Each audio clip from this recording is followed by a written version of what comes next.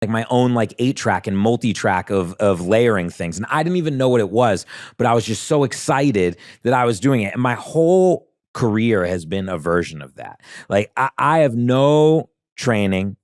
I'm not good at anything. I'm really I know people are like, oh, you're being humble. I'm really not great at anything. I have like a ultimate will to get things done. Like I'm like, this will happen.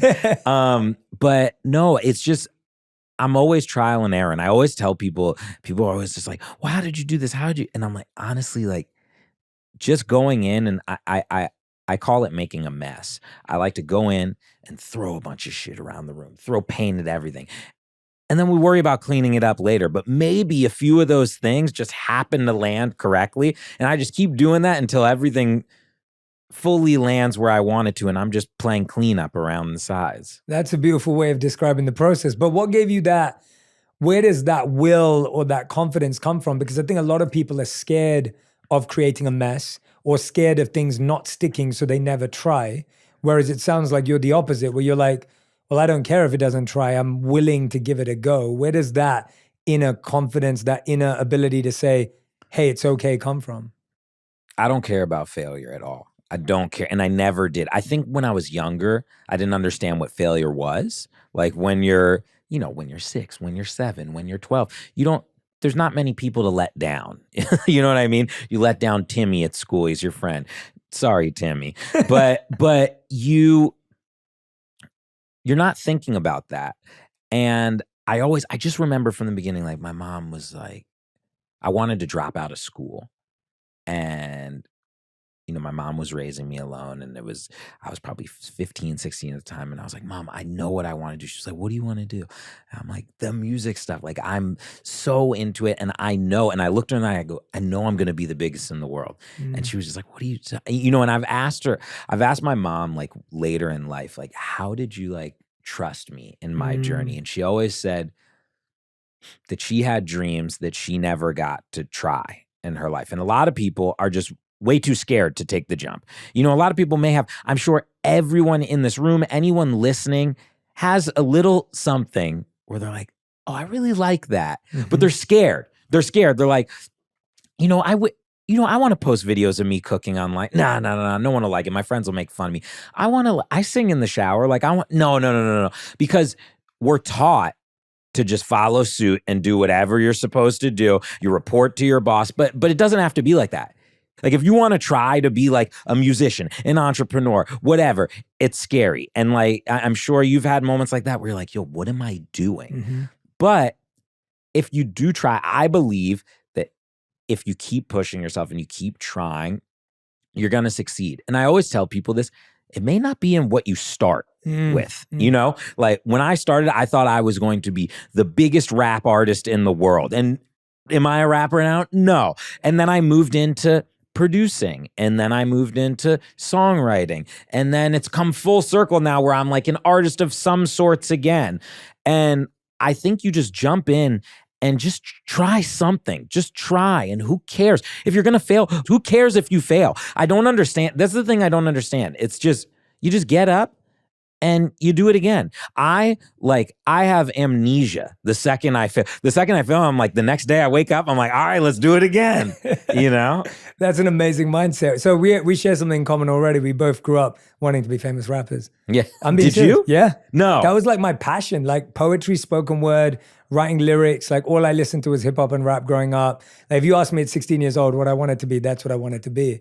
And it's so interesting because today I feel I use the same skills that I wanted to use then, but in a completely different way. I still write.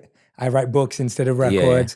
I teach meditation, which includes music. It includes cadence. It includes rhyme often, but not in the way that a rapper would. And I'm using spoken word constantly to get messages out into the world, but in a different way. And so I love what you just said about that idea of how you actually may succeed, but in a way completely different to what you originally dreamed of. I hope it goes full circle for you. I need to hear the Jay Shetty rap tape. What was your rap name? Oh God, I don't know if I need to go that far. Okay. It was embarrassing, but I'll tell you later. Okay. I'll tell you privately. Yeah, I'll tell you privately. Is Jay Shetty your real name? Yes.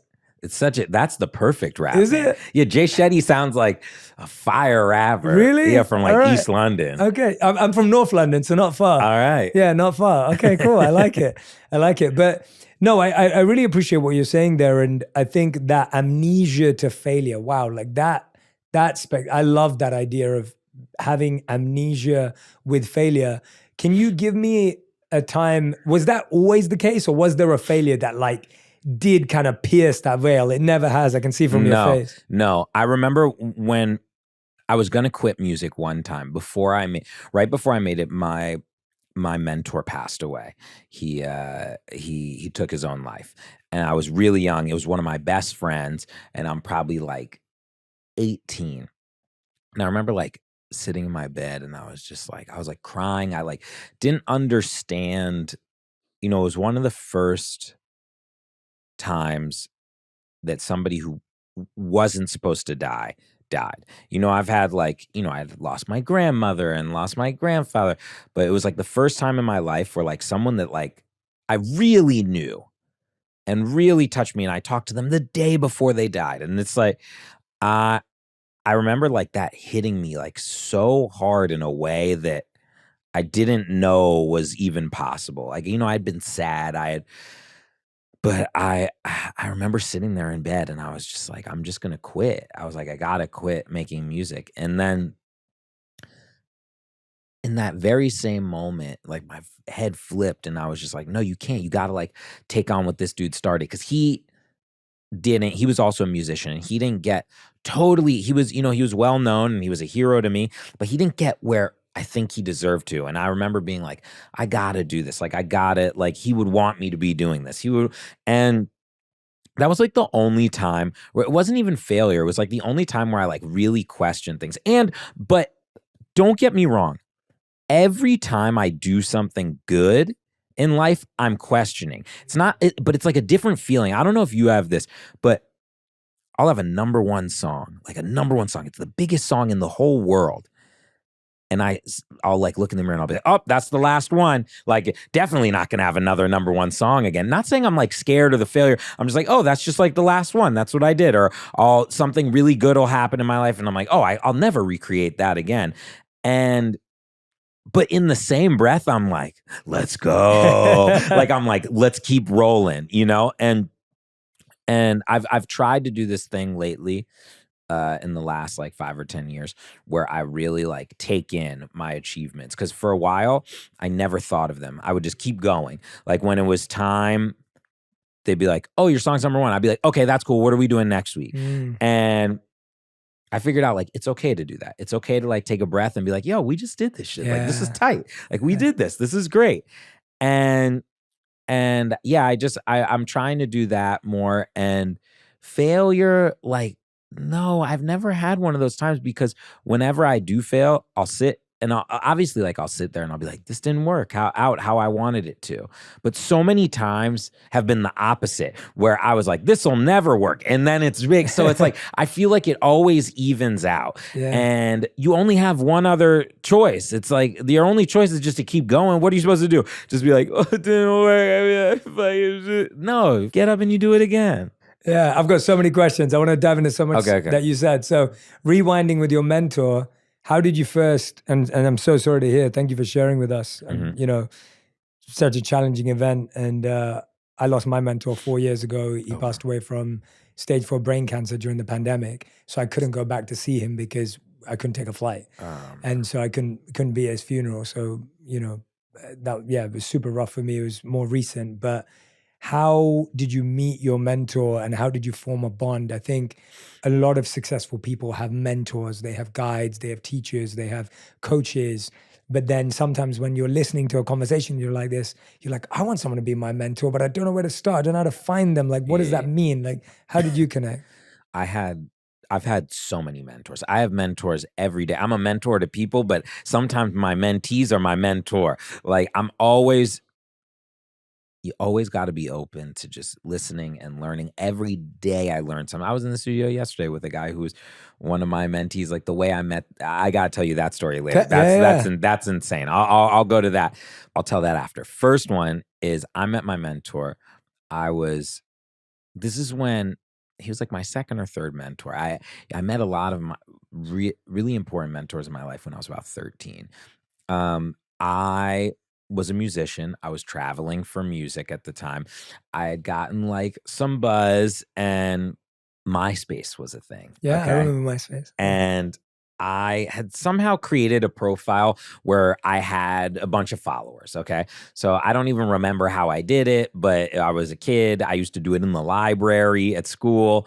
And there was this guy, he was a producer. I was obsessed with him. I messaged him, the equivalent of DM today. Yeah. And I remember messaging him, and I was like, "I love your stuff, blah, blah, blah, blah." And then no response. And I was like, "Oh, I love you, like, please, blah, blah, blah." No response. Then I saw, like, a few weeks later, he was advertising. He was like, "I have studio time available. It's like, $500 or something." And I remember just being like, "Okay, the only way I'm gonna meet this guy is if I get the studio time."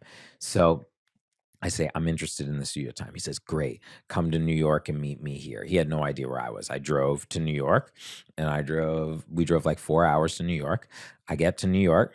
I get in with him. The first thing I say is, I'm like, "I don't really need studio time. I just want to talk to you. Please, I'll do anything. I just want to work with you. I'll do whatever you say." But then he was just like, this was insane. He said, "I'm leaving this weekend. I need my studio booked the whole weekend. It's $850 for the 2 days. You need to book it. If you can book it, I'll let you work for me." Wow. I called every single person I know. I spent I had like a few $100. Then like I would like beg my friends for money. I had like knew a few rappers at the time that wanted studio time. And I like figured it out.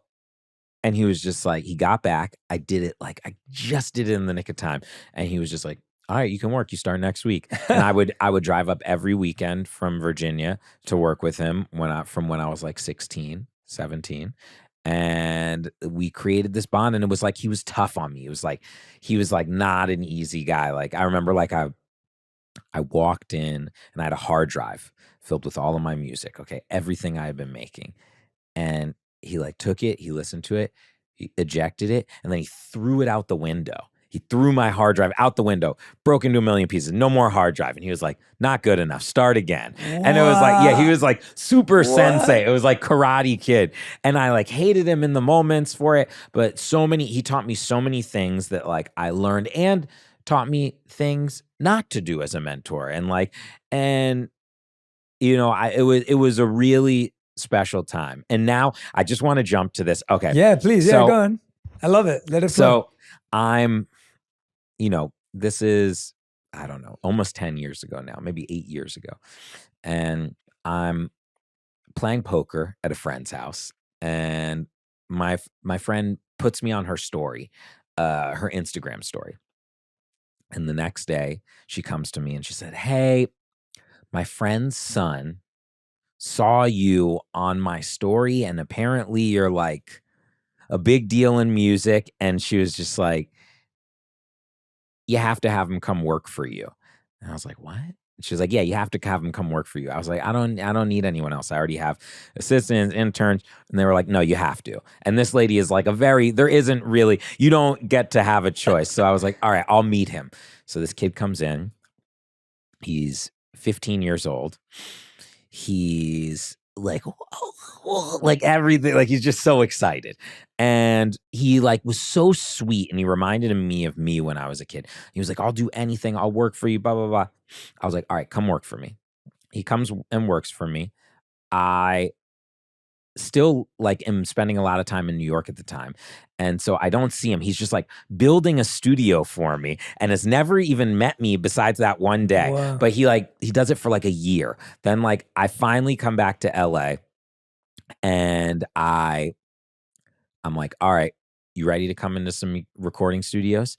And he was like, "Yeah, yeah, yeah, yeah, yeah. I'm so excited." So like, you know, first week, first 3 sessions, his first session is The Weeknd, his second section is Travis Scott, and like his third session was like Maroon 5. So it's like he's getting thrown into it. So I remember we're at the first session, and I'm just like, "Be cool, blah, blah, blah." It's The Weeknd. And The Weeknd's in there, and we're like all in a room, and we're just like singing into microphones, like we're chilling. And he's like, I know his mind's blown. Weeknd's his favorite artist at the time. And I remember when no one's looking, he like sneaks a picture and he accidentally has his flash on. So it goes, and it has the noise too. And so it was like, and when it did it, he went, and he threw his phone. and somehow The Weeknd didn't notice. And like, I pulled him aside after and I'm like, dude, you can't do that, blah, blah, blah. Fast forward, he's in high school. And I say, hey, I was in the middle of making Ed Sheeran's Divide album. And I was producing the whole thing. And I was like, I need some help on the road. If I talk to your school and get you off, will you come? And he was like, yeah, of course. Took him on the road for like 2 weeks. Mine was blown. Then, he starts going to NYU Clive Davis School of Music. And I have another opportunity. I talk to his teachers. I take him on the road for like a month. We're on tour with Halsey. Then he's coming back to work for me now, okay? We've never talked about him making music at all. And we're sitting there one day. It's late at night. And he said, my therapist said he's going to stop working with me if I don't play you my music. I said, what do you mean you make music? And he's like, yeah, I make music. I was like, why didn't you ever play for me? He's like, I was so scared. I was trying to get better, blah, blah, blah. He plays me some songs. They're terrible. They're awful. But like, I can hear something in him. And I know he's so, in music, so much of it is like getting an artist to feel comfortable, getting them to believe, getting them to, so much of it is your personality. And he had that. He had the it factor. I saw when he was with like artists, he knew how to talk to them. He knew how to make them feel good, just like getting them food, everything. And, he spent years just seeing how I did it with artists.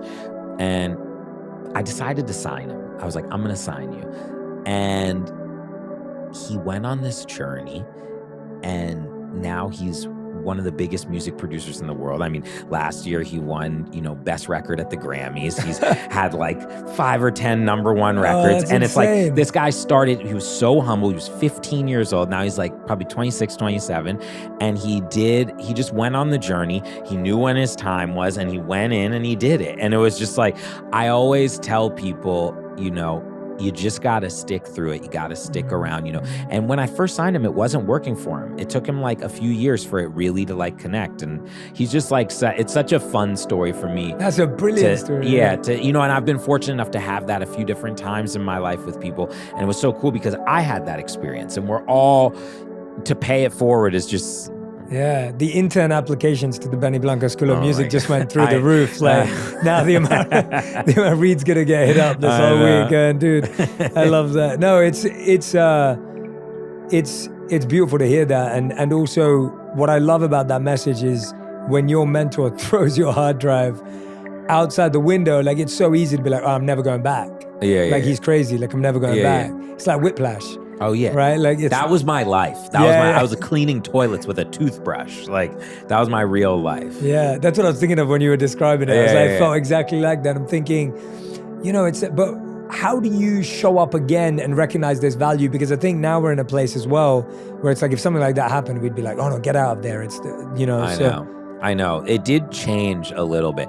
Like you wouldn't do that. That's what I mean. You wouldn't throw someone's hard drive. No, I would never do those type of things. I'm just like not that type of person. I'm not like a yelling person. I'm not like it's just like that's not my way of communication. Like, if I was like sad about something, I'd be like, man, I think it's like probably almost worse. Like, I'd be like, why you do that? You know what I mean? I go quiet. Yeah. Or I'd be like, if you're ever like in an argument in a relationship, like, I'm not a yeller. I'm like oh man, like, I wish it was different. And I like can't even find the words usually at the beginning. And I think that's how I am. And I think like I really learned that you don't have to do that stuff. It worked for me. It got me to where I am, but it's like, you can you can be really positive. You can be a good influence on someone. You don't have to like, you can be hard on someone. Like I'm definitely like, I was definitely hard on the guy I was talking about, Blake. I was tough on him, but I was never like, I would never be mean. I would never like, there's no reason to do that. And what made me keep going back, I don't know, sheer just will and drive. Like that's like, I just was like, that's what they're trying to do. They want me to quit. They want me to, and like, I don't know. I don't know why I do it. And I wonder, sometimes I sit in bed and I'm like, why am I still working like so hard? Like I still work like I've never done a thing in my life. Like I'm still wake up every morning. I'm like, all right, I'm gonna do this, then I'm gonna do this, and then I swear I'm gonna get this thing. And that's why I try to do different things that I'm not necessarily great at or not that I'm not great at, but that I don't have, in music, I can go in, I can work with anyone, I can do this. But like, yeah, like making a cookbook, being in a TV show, I've never done these things. So it's like very interesting to me to start at the bottom again and just like try to work my way up. Yeah. It's fun. I love the climb. Like that's my favorite part about life. Yeah. Even everything, like in a relationship, when you meet that person at the very beginning, and it's like, oh, I gotta like make my way into their heart and they have to make their way into mine. And it's just all about, I don't know, getting there is always the best. And then when you're there, I'm just like, all right. What else can I want to get some, you know what I mean? Like, so when you're like, you do the music stuff and you get there and you're like, I think the only thing where you get there and it just keeps getting better is in a relationship with someone. I think that's like the only time you get there and you're like, okay, this is cool. Like, but when every other time I'm just like, okay, cool. Like, let's go. What do you think makes relationships different that makes you feel that way as opposed to music? Or anything else, any other achievement, not music. Well, I've never been in a relationship the way that I've been in one with music because it's been like a 30-year relationship. So I have no idea what happens 30 years from now in a relationship. But I just feel like in a relationship is like all these other things I'm doing. There's so many like tentacles. Like it's like you go this way and then you guys explore that together and you're exploring so many. It's basically anything I would explore in my life, I'm exploring with a partner. And so it's like figuring out, like you guys are like figuring out things together. And it's so cool when you have like a partner that like, I don't know, like I just get the feeling like it's awesome when you can have a partner that you look at and it's like the end of the day and you're like, oh, what did you do today? And they tell you and you're like, that's so tight. Like, and you're like, I want to do more. Like when you can feed off of each other and just keep growing together, it's like every day is a new experience and you guys are like facing different things together. And I don't know, it's cool. And I always tell my friend, I was just talking to my friend yesterday about this. I was like, you always have to keep your work and life balance. And I was like, because you can feel it in the music and art if you don't have love or you don't have something. So I always tell them, I always feel that it's just like this. I have like rules, like every day, like I only work till like a certain time. I make sure like cooking is very important to me and therapeutic. So I make sure I do that. Like it's like Xanax to me. Like I have like all my things that I have to do to make that balance because I do push myself. I shove my head through that wall, just that drywall if I had to. But at the same time, I try to do all the things. It's like, okay, like it's like every Sunday I see my mom no matter what, every single Sunday at the exact same time. It doesn't matter if I like stay up all night, I'll just go right into seeing her. And it's just like, we have like a ritual we do. And then I have like my ritual where I go and get my groceries at the farmer's market every weekend. And there's just all these things that help keep you on track and grounded so you can keep doing what you're doing, you know? I mean, I'm sure you have things like that for yourself. Absolutely. I mean, mine's similar. I call my mom at the same time every week because she's back in London where I was born and raised. And so I have the same time I call her on the weekend. And there's certain things that have to be done that way. And same with you. And, I have a certain time as well that I switch off from work and I'm not looking at my phone. I have a time in the morning. I have like 3 hours of being awake before I'm doing any work. And I have to take that time for myself. But what's interesting about what you're saying is that there's a myth, obviously, that the broken-hearted artist can pour into the music. But you're actually saying that if you have love in your life, that can also be felt through music. Yeah, I think that at times it's good to have a broken heart, but it's also good. There's a time and place for everything. What time you wake up? I wake up now at 5:30 a.m. What time do you wake up before? Usually it was like this year has been different. This year I've been really prioritizing 5:30, but up until last year it's probably like 6 to 6:30. And what time do you go to bed? I go to bed at like 9 p.m. now. Really? Yeah, I love my 8 hours of sleep. So Oh like if I wow. get into bed at 9, I'll be out by 9:15. Okay. And then if I wake up at 5:30, I've had like 8 hours and 15 Yeah. minutes of sleep. Like it's What are you crazy. doing? What are you doing in those first 3 hours? Meditating for a lot of it. So I'll wake up at 5:30. I'll be ready to sit down for meditation by like 5:45. I'll meditate for an hour and a half. And then 7:15, I'll go for a hike or go to the gym, or yeah, usually a hike or the gym from 7:15 till about 8:15, 8:30, get ready. And then 9 a.m., I'll take my first emails, meetings, all that kind of stuff. So I think you Hour, came at 10 today. So yeah, yeah, hour and a half. 11. Hour and a half is that's a good meditation. Hour and a half.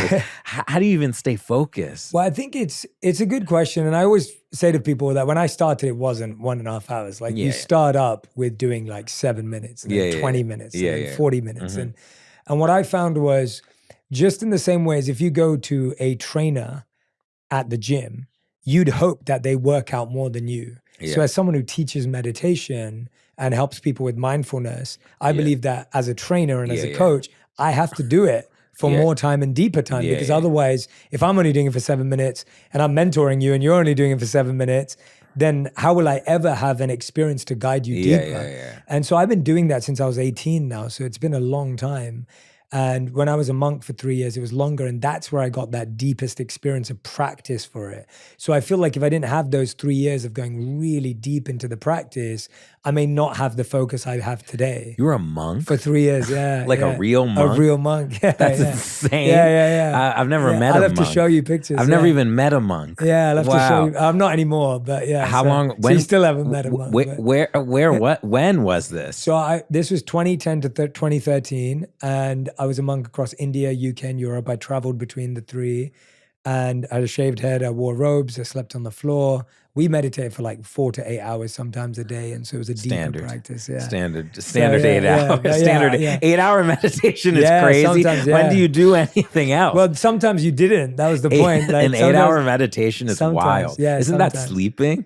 Just Yeah, yeah. I mean, you like, could count it as the same. That we sleep for 8 hours. So yeah, the hardest part for me with meditating is that I instantly fall asleep. that's good. I can fall asleep very easily. So I'll tell you why, though. The reason why that happens during meditation or any practice of that sort is your body and mind are finally coming into sync. Yeah. And so it's your body saying, I need sleep right now. Yeah. And so if you're falling asleep during meditation, it's not a bad thing. It's just you've literally, because what's happening when you're not falling asleep is your mind saying, we got to do more. Yeah, We got to yeah. do more. And then finally, when you become present, you fall asleep because Yeah. your body's saying, I've done enough today. Oh. So Wait, where do you do these meditate? I have a little meditation room. I'll take you to afterwards at our home. Yeah, I we have. want to do a meditation with you. All right, we'll do it. Yeah. I want to learn. I've done it. There was like a time in my life when I was going through a rough patch, and then like, I was going to therapy and I was meditating and stuff, and it actually helped me so much. Yeah, wow. It helped me. What a was lot. that during? What were you going through?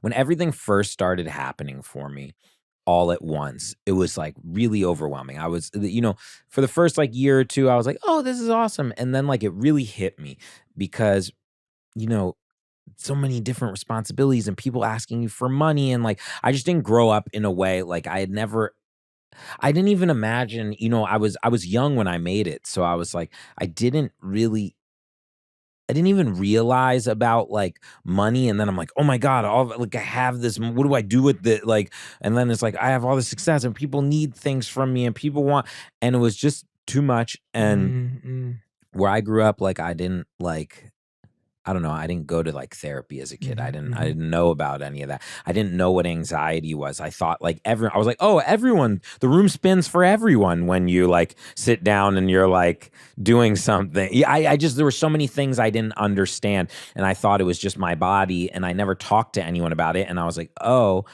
they're just things like I learned to live with. And I remember I just remember exactly where I was. I was like walking in to get a new cell phone. I lost my mind, and I and I was and I just couldn't handle it anymore. And I remember like a week later, I went home to Virginia where my mom was living at the time, and I remember I was like in the bathroom, and I was like, like I don't I can't do I was like, "I can't do this anymore." I can't I had this feeling, like this crazy feeling of anxiety that was like crippling, and it was like I couldn't do anything. And I was just like, I was like in the bathtub, and I remember like calling for my I was crying, and I was like, "I don't know, I can't do this. I don't know what to do." I can't even explain the feel. I didn't know how to articulate the words. I was like, I can't even explain what I'm feeling to you. I feel like I'm going crazy. And in my family, there's some people have some issues, and I was always scared of myself falling into some similar things that are in my family, that run in my family. And I I just remember somebody got me to go to therapy, and I met this guy, and he's my therapist today, still to this day. He's been my therapist for almost 20 years. Mm. And I remember like I first went there, and I had like all these things. I used to like go, and I'd have to like hold my head like this. And I was like, well, I can't let go of my arm, because if I let go of my arm, my neck's gonna fall off, and I'm gonna be paralyzed. Like I had like great, like I was so in deep, and I never thought I was gonna get out. And I remember I used to go 6 days a week, and then it was like 3 days a week, then it was 2 days, then it was one. And it was CBT, cognitive behavioral Mhm, therapy. And mhm. it's like kind of like a type of therapy where you use your words, and it's not I didn't wanna do medicine, and I didn't, because I also had in my family, there's some drug abuse and stuff, and I was like, "I don't wanna do this with medicine, I wanna figure out how to do it the right way." And at that time, I wasn't. Now I'm like a workout fanatic, that's like my new meditation. Nice. But before that, I was like, "Well, how do I do this?"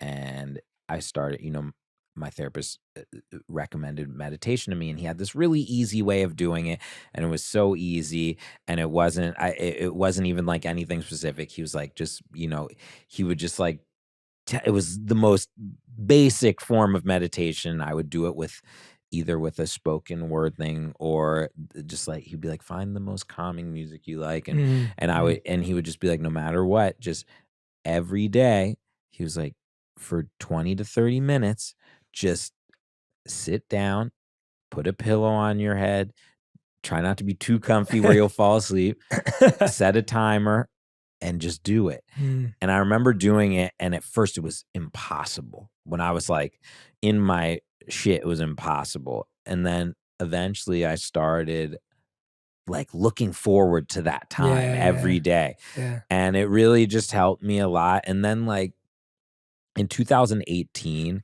and then I got like it was probably like a year or so and this was probably 2009, maybe this was happening.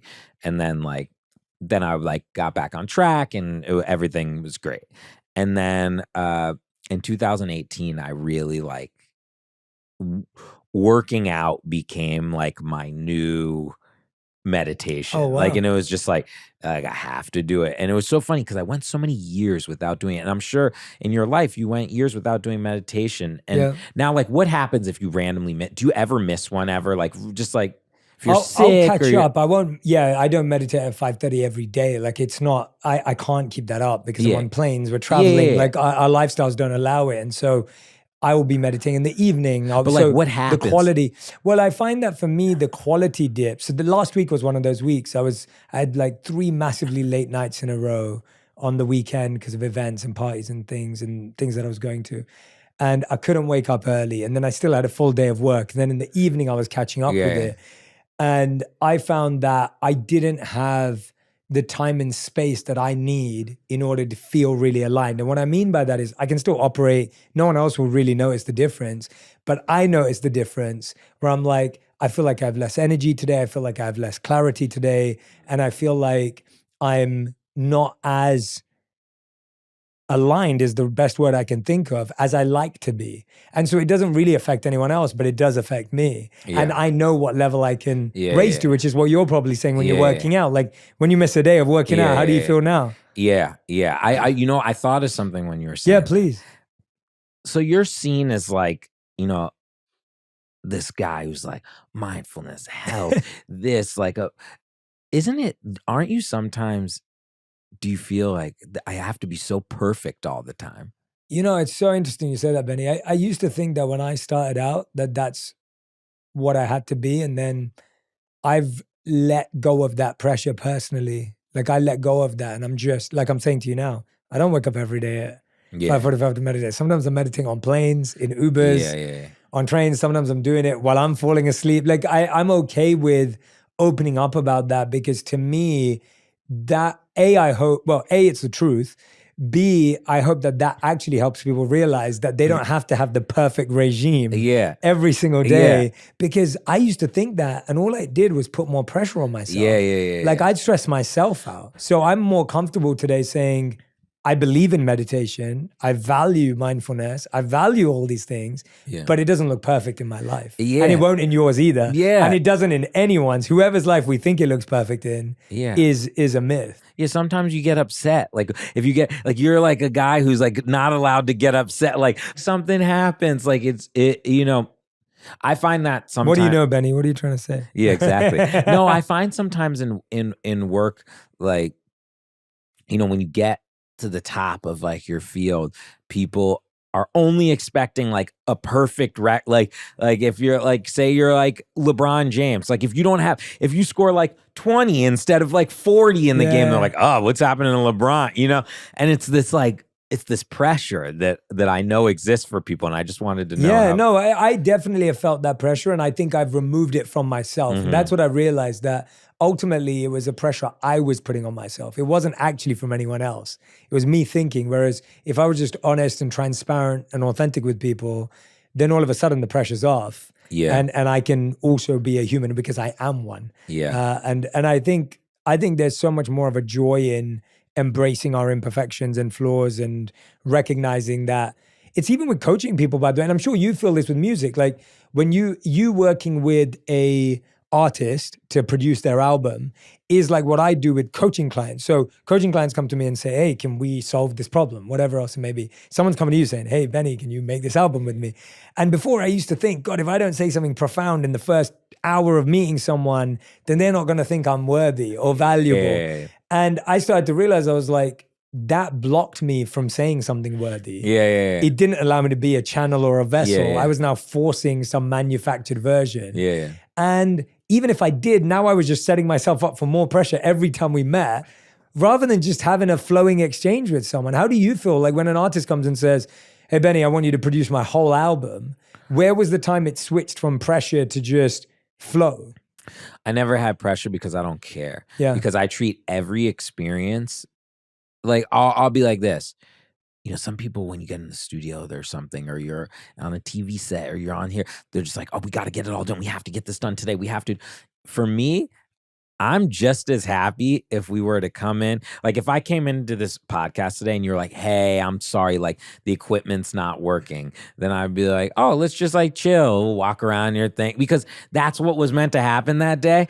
And I'm not stressing because you know what? Eventually we'll get like an interview, or eventually we'll get a song, or,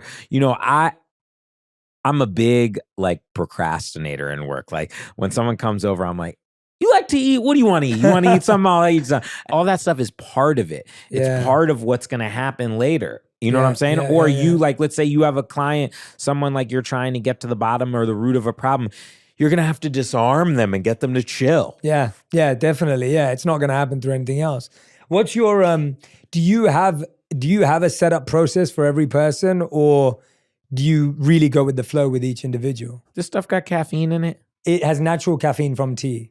I'll take a sip of it. Yeah. It's green tea. Green tea is really caffeinated, right? Yeah, it's natural. You drink caffeine? I only in the tea form. Only in the tea form. Yeah. I so like that. I don't only drink in coffee. the tea form. As in, like, I drink herbal tea and I drink this tea, but I don't. That's good. Thanks, man. Appreciate it. My wife and I put it together. It's all natural. Go buy his drink. How'd you come up with the name? It stands for Just You and I.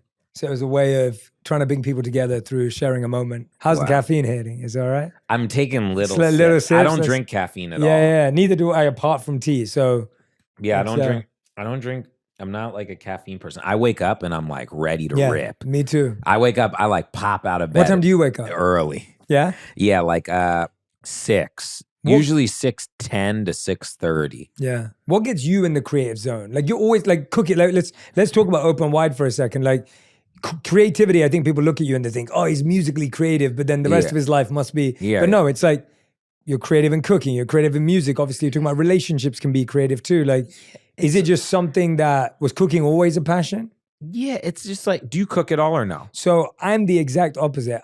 Cooking, kitchens and cooking scares me. My wife is a plant-based chef and recipe developer. Really? Oh And my so, God. yeah, this is all she does. What has she always cooked? Yes. Yeah, Oh my God. She's loved it since she was, and she's a dietitian and nutritionist as well. What's her name? Radhi. Radhi's her name. Radhi. Radhi. And okay, Yeah, okay, yeah. yeah. I got to see it. I'll show you I'm after this. obsessed with all that. One of my friends, the person who I wrote my book with, her name's Jess. She has like she's predominantly like a plant-based chef, and Oh, she worked cool. for Martha Stewart for years, Wow. and she's incredible. And it's funny, like my books are always crazy. I eat very healthy unless I'm being like a naughty boy. What's naughty? How bad's naughty? Oh, naughty is like you wake up and there's crumbs and glaze all over you. You don't even know what it is. But mostly I'm like during the week, because I lost a lot of weight. I lost like 50 pounds. Wow. Consciously. Yes. Yeah. Not, honestly, at the beginning, I was going into a weight loss challenge because my brother had gained a bunch of weight. And then when I went and we like did the DEXA scan thing, I was 33% body fat. And I was like, well, am I fat? And I didn't even know that I was being unhealthy. And then like, that's when I started working out and I got obsessed with it. And it was like, I wasn't necessarily trying to lose weight, but then like once I did, I was like, whoa, this is cool.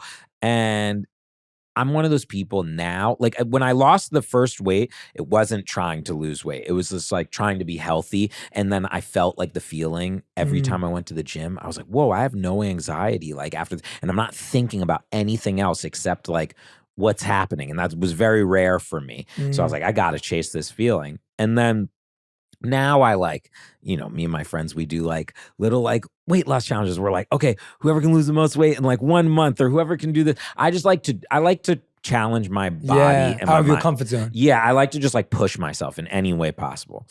But yeah, no, I do you eat pretty healthy? Yeah, very, yeah. Well, because of her, right? Because of her. If exactly, otherwise yeah. you'd be like, Before I met her, it was like pizzas at midnight, burgers, fries. Yeah. Like that's my favorite food. What are you guys eating today? Obviously. Like, what'd you eat today? What did I have in the morning? I had like avocado, mushroom toast Okay. in the morning. And did you make it or she did? No, she did. Yeah, Okay. yeah. So if she's not in town, do you then ever I'm cook? ordering. I'm ordering in, but I'm ordering healthy. You're ordering healthy Yeah, because you're yeah. scared she might be filming you No, or watching. yeah, exactly. That's actually it. I'll say to my team, I'll be like, guys, just so you know, let's order this because my wife's not around. Yeah, no. Yeah. You'll be a But little naughty. She's been a good influence on me because before I met her, I was addicted to sugar. Like Yeah. I was addicted to chocolates and some ice people creams have and that. I had a massive because of my mom. Yeah, It's I don't always- have yeah. this. I don't have the sweet tooth. That's lucky, man. That's one I'd of the much worst. rather like a huge slice of bread or a taco. Yeah. Like I really like one bite of a dessert. Like I always You're like my wife. That's Yeah, her I too. always want one bite. Like at the end of the day, like I'll always have like a date or something or like Yeah. a piece of fruit. Like I love that, but like I don't like I don't know, like occasionally like a cookie or something if it's not too sweet. I don't like really sweet things. They make my stomach hurt. Right. Like, so I like, there's a few, like I like, what's that thing when it's like meringue, pavlova. Oh, yeah, right. Because it's not too sweet Yeah. and it's like light. Pavlova makes me. How did you curb your cravings for things you love? Like when you're doing a challenge, how do you curb your cravings? I just shut it off. I love a challenge. Right. Just any challenge. If someone's like, I bet you can't walk 25 miles right now. I'm like, yes, I can. And I'll do it. Like, I love that feeling of doing something. And you have a group of people that you and do I do it with with. my friends. Yeah. I work out with my friends. If I didn't have a trainer, I only pay. The only reason I see a trainer is because I'm so crazy that would be like, oh, I can't waste the money. Yeah. Like, so I gotta go. But if it was just up to me, I wouldn't do it. I Yeah, wouldn't yeah, do same. it. I I wouldn't get be it. able to do it. It's just that someone's, or my friends are like, let's go to the gym. We got to go together and we work out together. And I like, coming back to food, I like anything I love community. I love hosting. Mhm. I love like Same. there's nothing better to me than like creating like an experience for people. I don't care what the medium is, like creating some experience where like when someone leaves, they're just like, whoa. And Yeah. they're telling all their friends. And like Yeah. for me, Same. it's just like this is like looking to give someone an orgasm face at all times. Yeah. Like every moment, like it because that's what it is. It's when someone tastes your food, they just like open their mouth and they put it in. You just want them to be like, Yeah. like you just want that feeling that or when someone plays a song, you want them to be like, oh my God, that thing is crazy. Like after you like change someone's life and they can do a meditation where they can like put their leg behind their head. They're just like, oh, thank you. You brought me to a higher sense of being. Like Yeah. it's that's what we're looking for. Yes. And I'm always looking to make my friends happy. I'm always, if someone comes to my house and they have like, a hamburger and they're like, I love this. This is my favorite hamburger. I know that. So then I'm thinking like the next time they come, I'm like, oh, I'm going to like make Oh, sure that's they have that beautiful. for them. And my grandma, when I was a kid, one of my grandmas, she was not wealthy by any means. She grew up in it, like, her place was in Section 8 housing and we would go visit her. And she had a lot of grandkids. And if we went over there and one time we like had a Junie and we were like, we love this. It would be there every Every time we ever time. went. And she had so many grandkids. So everyone had every single thing. And she would, she wouldn't eat for the week to make sure that like everyone had their things. And because it made her so happy, the joy she would have when everyone was coming in and all the things were there. We'd be like, oh, she has this. And that's what I like to do. And I love to create like, whether it's like the perfect napkin, the perfect like meal, the perfect music playing at the same time. Like, and that's what I did with this book. I was like trying to teach people how to have like the perfect dinner party. That's brilliant. Because I was like, okay, some people, they might not know what to do. Like you're nervous in the kitchen. This book is going to make it so like surefire way. You want something easy that looks good? Great. You want to have a dinner party? Like, do you know what type of wine to serve? I don't know. Do you want to smoke weed with your people? Does weed make you anxious? Who knows? Is it midnight and you want everyone to leave because you got to wake up at 5:30 the next day, but you still want them to love you? I'm going to teach you how to kick them out, And it's just like, I love that. Yeah. it's that whole thing. And it's just like that moment of just like getting a bunch of people together. And I love getting the people together that don't necessarily go together. Yeah. And it's like someone is like a musician and they're sitting next to a man who wrote a book. And I mean, one time we were at my house and I remember I was, my mother was sitting here and SZA was sitting here and a man on the other side actually makes rocket ships that go to space. And to me, it was just so cool to see them all talking and not caring about, what was going on. And there was no egos and everyone's just having a good time. And food is like the best social lubricant in the world because it's like you can immediately talk about something. You're like, oh, you like food? It's just like the automatic conversation starter. Yeah. Next time you come over, we're gonna have to do food for sure because it's a big love language for my wife. She Oh my always says God. that's her love language. I want to cook with She wants her. to. Yeah, you guys would have a blast. She loves cooking, creating recipes, and also same as you, creating community. And it's actually funny you say that. I'm trying to think of a book that you just reminded me of that was based on a restaurant that did that. And they recently converted it. It became 11 Madison Park in New York. And it was a restaurant that tried to give that level of care That's so cool. that you feel in a home. Yeah. And so Open Wide, your book, I love that it's not just a cookbook. I love that it's it's about all how to of build that. community and It's all of that. because I think that's what people miss out on, right? We think that hosting is about all the fancy stuff, and it's like it isn't. It's not about any of that. The food, my godfather always said this thing. He would always say, when I was a kid, I never even understood it, but I so understand it now. He always used to say, we'd always figure out where we were going to dinner, and he goes, it doesn't matter, it's about the wrap. Yeah. And we were like, what do you mean? He's like, it's just about the wrap. He's like, the only thing it's just to get everyone together. If the food's great, that's awesome, but it's about hanging with your friends, laughing till you cry, falling in love with someone. I've had the opportunity to have dinners where like so many things have happened to people. Someone's found the person they date. Somebody's, started a company. Somebody's laughed so hard they cry, and that's what I'm trying to do. And I love, do you have dinners with people and Well, stuff? it's one of my favorite things to host as well. Yeah. It's my favorite thing to do. Yeah. I don't want to go out to a nightclub. No, I want to no. like sit at home with my friends till 2 a.m. Well, for you, you can't do that. I can do that. Now, what happens? What happens if you stay up late? Do you just self-combust? You combust? No, not at all, man. I can stay up late. What, I just choose not to always do it because I love sleep. Okay, when you were out late this weekend, what time were you out? Yeah, probably getting to bed around 1 or 2. Okay, and then what time do you sleep till? Oh no, the problem was I was still waking up because my body clock's so wired that I was still up at the same time. No matter what, I wake up at like 6 a.m. That's what no I matter mean, when I go to bed. Yeah. I don't go to bed as early as you though. Yeah. I'm like if in my dream world I go to bed at like 11:30, 12, Right. and then I wake up at like in real world 6:30. And then on the weekends I really don't sleep a lot. But I don't need a ton of sleep. But That's I know good, I'm man. sure you're gonna say that's terrible for me. No, not at all, man. I'm not gonna say anything's terrible. It's If it not works that- for you, it works for you. But I should be getting more sleep, right? I mean, scientists say 7 to 9 hours a day. What else but- do scientists say? Exactly. I don't know, but that's what I'm saying. My whole I family. need 8. I know I need 8, and I can survive I can do fine on 6 or 5 if I needed to. Like but I 6 love and a it. half is my like. Is your sweet spot? Yeah, chef's kiss. Anything over 7, I feel strange. That's good though, but then don't follow it. 7, like, don't push it. I think that's a big part of it too, right? It's like, my wife talks a lot about this idea of being able to listen to your body. And I feel like so many of us are like, God, I got to wake up at 5:30 now because Jay said he wakes up at 5:30, or I got to wake up at 4 because Elon Musk wakes up at 4, or, Benny said he wakes up at 6:10. So, so whatever it is. And it's like, well, creativity is not based on those things. That's just what works for your body and your mind.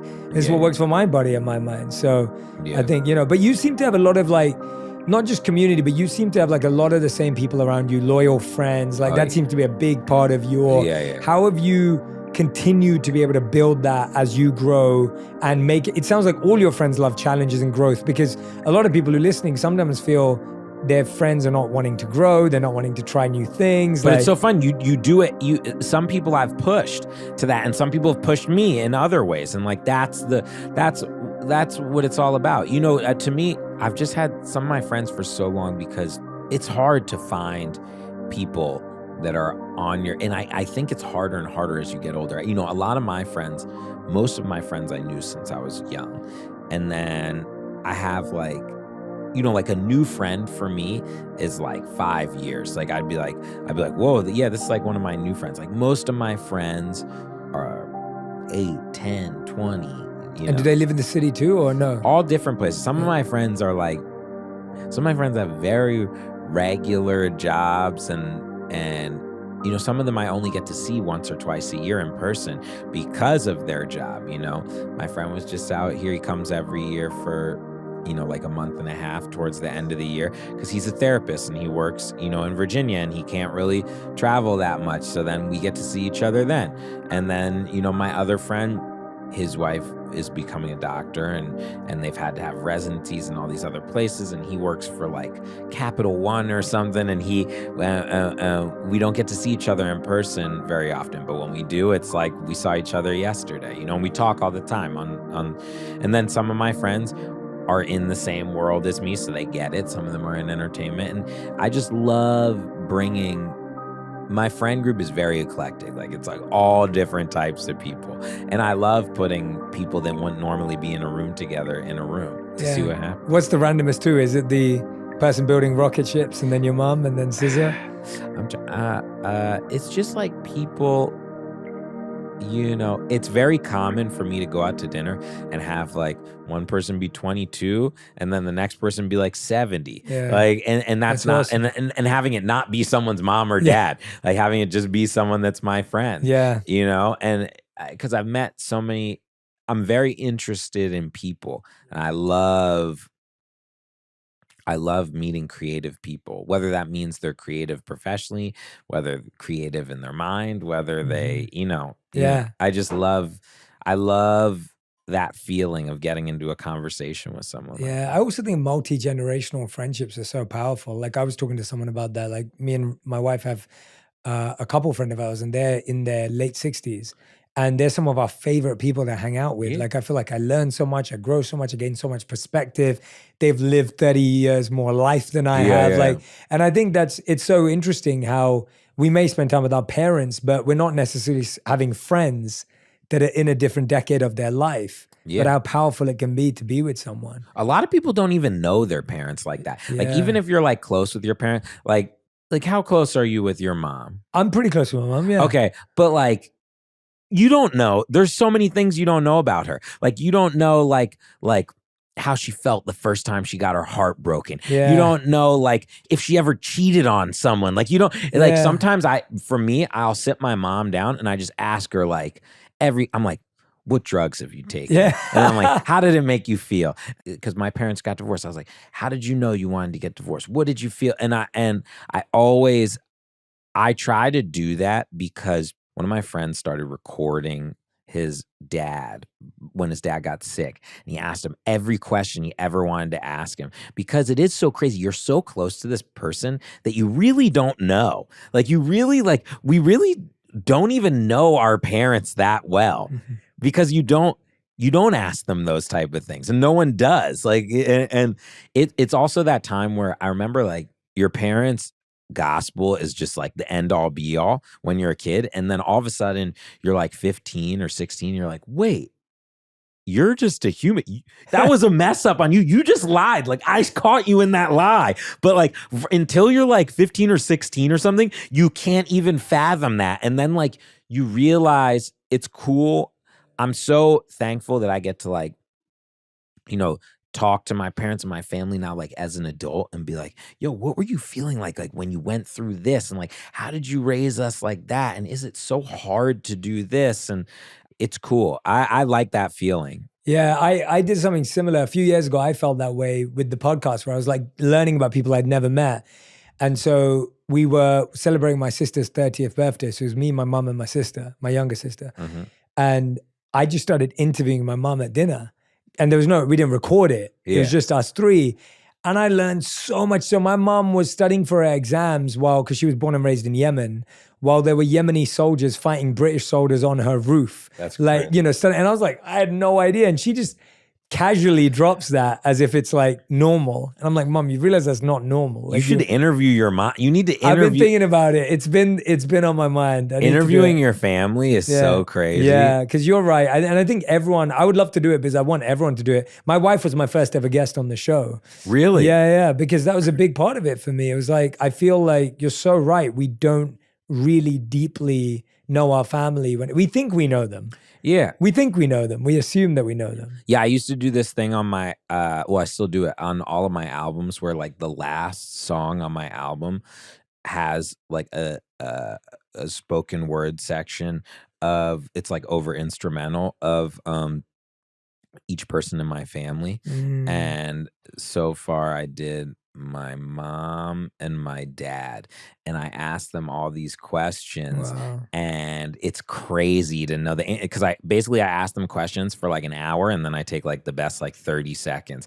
And it was, both my parents wound up talking the most about, like, their divorce, and it was, like, so interesting to see both sides of it, because I have now forever in time, I have my mom's version and my dad's version. And then, like, I'm putting out a new album, and I interview my brother for his version of it now, and it's like, That's beautiful, yeah, man. it's That's fun. really special. It's fun, and it's like, it's emotional, and it's like, whoa, it's cool to hear both sides of everyone's side of an event. Yeah, I think you're so right because yeah, we often think there's only one truth and one story, and then all of a Yeah. sudden there's three. And what was the biggest thing you learned from hearing your mom and dad's version of divorce? Like, what was something that surprised you, or something you were like, wow, I did not recognize that when I was growing up?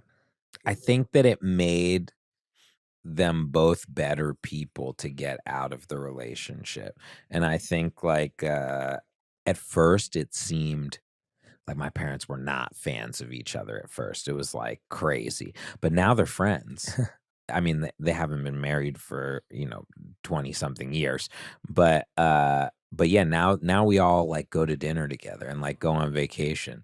But, it wasn't always that way, and it's cool to see, like, where it started to where it is now, and I do think, like, me and my brother, like, were a big, uh like, our success was, like, a big catalyst on getting, like, everyone together because it forced us to get together, and then and no, it's cool. I don't know, yo, life is so crazy. Like, the way you meet people and the way people come in and out of your life, and someone you may not even, like, really know could become, like, your wife, or someone, like, that's, like, you despise could become your best friend, and it's very interesting Yeah, how life plays out. And yeah. I find that more and more as I get older. And my mom always used to be like, she'd be like, you know, when you get older, you're gonna, and I used to be like, what are you talking?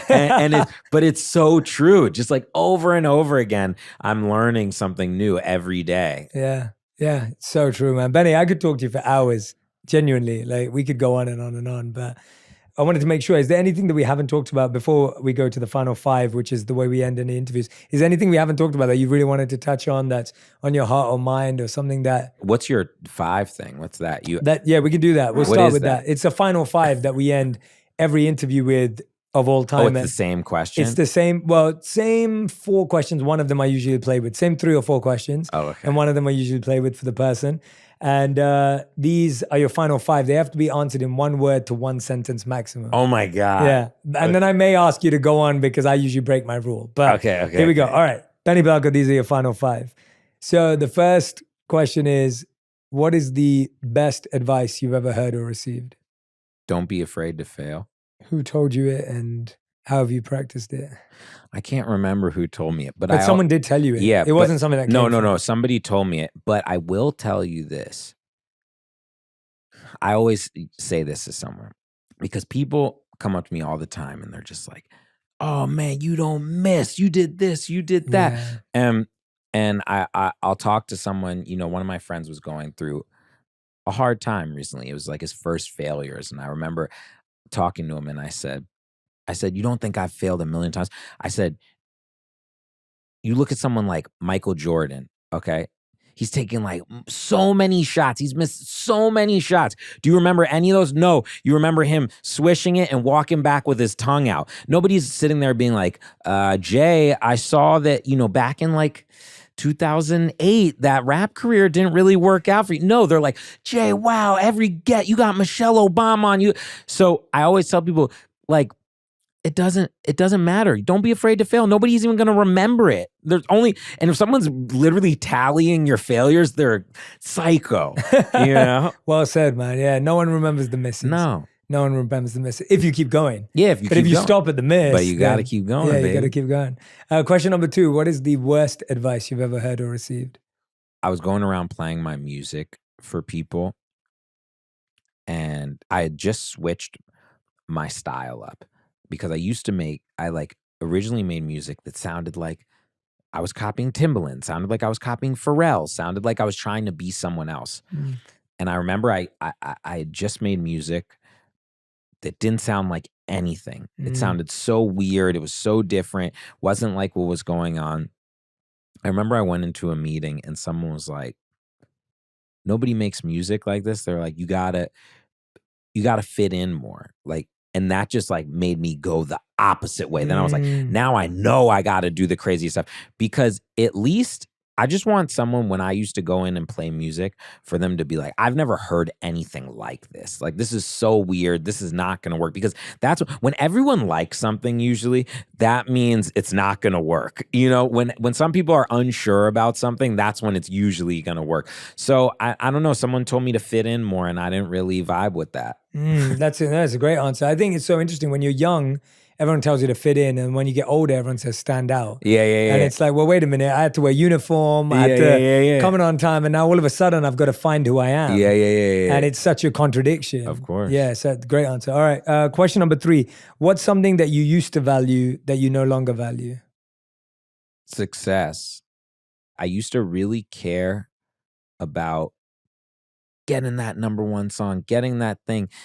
And I feel like I I feel like I did everything I wanted to do, Mm, like, and now I feel like everything's like the cherry on top of the sundae now. mm, So I'm just having so much fun trying new things. And of course I want them to be successful and stuff, but like I don't have I do still like work and have a drive and want to do it, but I want to do it more for me and mm, less for like other people. I used to want to do it because I was like, I have to be number one. I have to be the best in the world. I have to be this.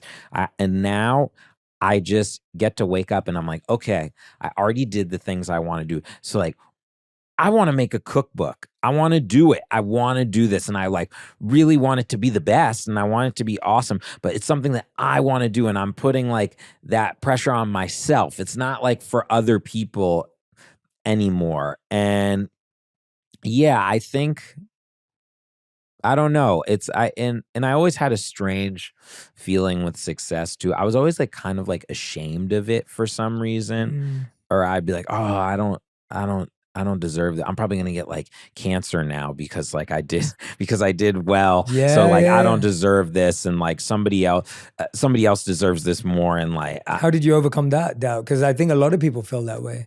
People uh, who come into money, fame, even a bit of success, and we start going, "Oh crap, this wasn't meant to be." yeah, Like, it's still there for me. That part I still have that feeling a little bit of the imposter syndrome, but it's so funny because I'm so confident at the same time. But sometimes I do have that feeling where I'm just like, like why do I deserve this? Like what did I do? And like there's so many more people who are more talented than, and I'll like start questioning stuff like that in my head. yeah, and you're still working through that. Still Yeah, trying. every day we're working Yeah, through everything. And the success thing, like it's not fully let go, but it's like it's something that like I catch myself more and more like just really wanting to do the things because like it's not a competition always anymore. And it used to be like such a competition with me in my head yeah. with that. And I try to find like other things that are competitions and like competitions like that are like friendly and there's not like a huge thing at the end of the tunnel for it. Mm, beautiful. Question number 4. What's something that you think you learned from your parents' relationship that affects your relationships moving forwards? Like something that you'll take as a lesson on what to do or what not to do. I don't think my parents listened to each other. And I think all relationships, whether it's romantic, business, friendships, you just have to listen to each other. It's like the easiest thing in the world. Just be a listener and it's okay to be wrong. Like that's also another thing that like I've really come to terms with. Like it's like I always would find myself like wanting to be right about the thing, wanting to be this. And it almost makes you look better if you're like, "You know what? I was wrong." And stop trying to like defend a thing to the end that you know you're wrong about. So it's like, I was wrong. I was wrong. And then like everyone's happy if you just say if you're like, "I was wrong. I messed up. I Mm, messed up." Instead of like trying, it's like putting shame around being wrong. And it's okay to be wrong. Like it's okay to fuck up sometimes. Like, mm. you Yeah, know, I think that's great. Listen, and it's okay to be wrong. yeah, it's Yeah. okay to be wrong. Fifth and final question, Benny. We ask this to every guest who's ever been on the show. If you could create one law that everyone in the world had to follow, what would it be? I wish there was a world where just everyone could find a way to just like fit in and just like not be it's okay to get upset sometimes. I just wish people could talk things out and find a way to like love each other and find I don't know, find a way to like live together. It just Mm, like killed me. Like anytime it's so hard for me to ever watch any of the news and it's just like, oh, I'm like it just like crushes me watching people fight and people like violence and it's like crazy. Like I don't understand. I just like don't even I don't know people, to like for someone to do something so bad to like an innocent like anytime I see things like that, I just don't understand. And I in my ideal world, I don't even know if it's a law. I don't people just be nice to each other and just be like caring and considerate and understand that it's okay to not be the same as somebody else, and it's okay to not have the exact same opinion as somebody else, but you guys can coexist and live, and just like I I I don't know. It's like I always have these like idealistic thoughts in my Yeah. head, and it's very hard to create those because we're so far gone as a planet. There's like so much greed and there's so much, I don't know. I've always been like just like happy, whether it was like I had a lot of money or no money. And I've always found that when me and my friends listen to each other and work together and talk things out, like nothing can go wrong. And Mhm. if it does go wrong, then you talk about it and you make it better. And I don't know. What's the best law you heard someone say? Oh, that's a good question. I think a lot of people share the sentiment that you're saying. Like, I think a lot of us feel like that. Like, we want to live in a more just, Yeah. happier, Yeah. loving kind of world. I think two that stand out to me. Daniel Kaluuya came on. He's the Yeah. guy, Yeah. yeah. So Daniel came on and he said that for everyone that you judged or criticized, the law would be that you'd have to then, whoever you judge and criticize, you'd have to go live as them for a day or a year or something like that. Oh, I like It was that something. one. It was like a fixed thing. And then Trevor Noah had one. His one was there'd be a rule that every day someone's bank balance in the planet could go to zero.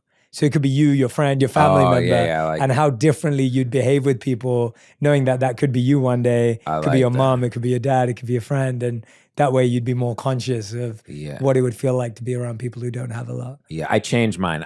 Free weed for everyone. That's The law. Yeah. That's my new one. Yeah. No, that's great. That's a good one. Yeah. Those are Is good. is weed and unlocks your creativity? Does it make you anxious, as you were mentioning for other people earlier? I Like, love smoking weed. Yeah. Are you allowed to? No, you're not. I don't. You don't. You Yeah. don't do anything. Not that I'm not allowed to. You don't I'm do allowed- anything. no. You ever have a sip of alcohol? No, not anymore. When'd you quit? When you were a monk? 15 years ago, yeah. 15, 16 years ago. What do you do? What's your wild thing? My wild thing is Strippers, I know it. No, I'm just kidding. No, what is it? I guess my wildness comes, I'm super competitive. So if I'm playing a sport that I'm Yeah. good at, No, come on. Give me I'm like what's competitive. your vice? My vice is sugar, man. It's like, it's taking me Sugar? forever. Yeah, literally. Sugar. I'm like, yeah. That's your vice. My vice is sugar. My vice is I like to work hard. My vice is, So, but you don't have anything. So you don't well, have. no, it's not that I don't have anything. It's I've worked on it hard. Yeah. for years and years. So and no years. drinking, no weed, No. no psychedelics, no. No, Oh, I saw your eye glimmer a little. I'm always open to exploring anything that would. I mean, weed was something that I did a lot in my teens, so it's not something I've never done. I want to know the teen you. Yeah, the teen yeah. you was wild. Yeah, the teen weed was wild. I think that's what it is. Like growing up in London too. Like you start drinking very early. Of course. You start playing around with drugs and stuff very early, and so we just had access to a lot of things. So I feel like it's not that I don't. It's that I've done a lot in my teens. Of course.